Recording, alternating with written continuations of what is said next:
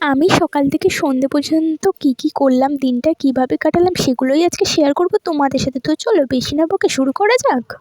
ঘুম থেকে উঠে চান দান করে রেডি হয়ে মন্দিরে যাবো তাই। আর মাথা আঁচড়াতে আঁচড়াতে দেখো আমার কতটা চুল উঠেছে, মানে আর বেশি দিন মনে হয় বাকি নেই আমার টাকলা হতে। এতটা করে চুল যদি রোজ ওঠে তাহলে আর মাথায় কি চুল থাকে?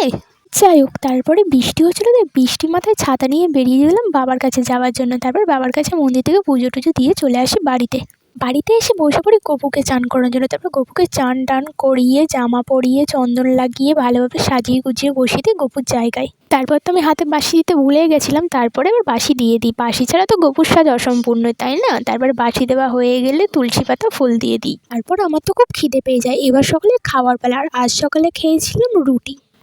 মা দেখে রুটিটাকে ভেজে দিয়েছে তেল দিয়ে, আর আলু চচ্চড়ি করে দিয়েছিল, তো আমি খেতে বসে পড়ি। এখন তো আর রুটি অত খাওয়াই হয় না, বেশিরভাগ সকালেই আমি এখন ভাত খাই। বেশিরভাগ কি ভাতই খাই সকালে, কিন্তু আগে ছোটোবেলায় আমি দুবেলা করে রুটি খেতাম, রাতে আর দিনে, আর দুপুরে ভাত খেতাম। যাই হোক, তারপরে সকালের খাওয়া হয়ে গেলে তারপরে আমি একটু টিভি দেখতে বসে পড়ি। টিভি দেখতে দেখতে কিছুক্ষণ পর মনে পড়লো যে দিদা গপুকে যেটা সেবা লাগিয়েছে সম্পাপড়ি, সেটা তো প্রসাদে আমাদেরকে দিয়েছে, তো ভাবলাম সেটা খেয়ে নেওয়া যাক। তো আমি টিভি দেখতে দেখতে সম্পাপড়ি খেয়ে নিই। সম্পাপড়ি খাবার শেষ হতে না হতেই দেখি মেজদি কোথা থেকে একটা পেঁয়াজি নিয়ে আসে। তারপর দেখি না মায়ের রান্না করছিল, মায়ের কাছ থেকে দুটো পেঁয়াজি নিয়ে আসে, একটা ও খায় একটা আমাকে দেয়। তো আমি তো সেই পেঁয়াজিটা খেতে খেতে টিভি দেখছিলাম আবার। তারপরে দুপুরে খাবার টাইম হয়ে গেলে বসে পড়ি দুপুরে ভাত খেতে। আজকে আর কোনো মাছ রান্না করিনি, কেন একটা কাকু তো মাছ নিয়ে এসেছিলো কিন্তু ফুরিয়ে গেছিলো বলে নেওয়া হয়নি, আর একটা কাকু মাছ নিয়ে বেরোয়ইনি আজকে। তাই মা আজকে দুপুরে রান্না করেছিল আলুর চোখা আর পেঁয়াজি, ওই দিয়ে ভাত খেয়ে নিই দুপুরে।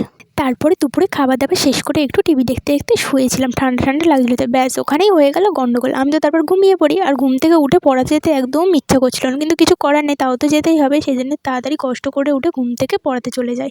একের থেকে তো ঘুম থেকে উঠেছি ঠান্ডা ঠান্ডা লাগছে, তার মধ্যে পড়াতে যেতে যেতে দেখি খুব জোরে জোরে হাওয়া দিচ্ছে। সেই জন্য আমি তো একেবারে গায়ে স্কার্ফ মুড়িয়ে টুড়িয়ে দিয়ে পড়াতে চলে যাই। তারপরে পড়িয়ে বাড়ি এসে বসে পড়ি শসা কাটতে। সন্ধেবেলা এগরোল হবে, তাই সেই জন্য আমি শসা আর পেঁয়াজ কেটে নিই। বাড়ি থেকে কিছুটা দূরেই আমাদের এখানে জন্মাষ্টমীর মেলা হচ্ছে, এক সপ্তাহ ধরে মেলা হয়, কিন্তু আমার তো যাওয়ার কোনো লোকই নেই, সেই জন্য যাওয়াও হয় না। আর মা একা ছাড়বে, ওনার মেলা জিনিস একা যেতে ভালোও লাগে না, তাই ভাবলাম বাড়িতেই রোল করে খাওয়া যাক। যেদিন আমি ঘোরার লোক পাবো, মানে আমার বর হবে, তখন আমি দেখিয়ে দেবো ঘোরা কাকে বলে। তখন নদীর ধার, খালের ধার, বিলির ধার, মেলা ঘাট কিচ্ছু বাদ দেবো না, সব জায়গায় ঘুরতে হবে, সব জায়গায় ঘুরতে যাবো। আর বাদ দাও, যখন বর হবে তখন দেখা যাবে, এখন তো আমি রোল খাই। মেলা ঘোরা তো আর হলো না, তো বাড়িতে বসেই রোল খাই, কি দুঃখ আমার। তো যাই হোক, আজকের জন্য এটুকুই, দেখা হচ্ছে নেক্সট ব্লগে।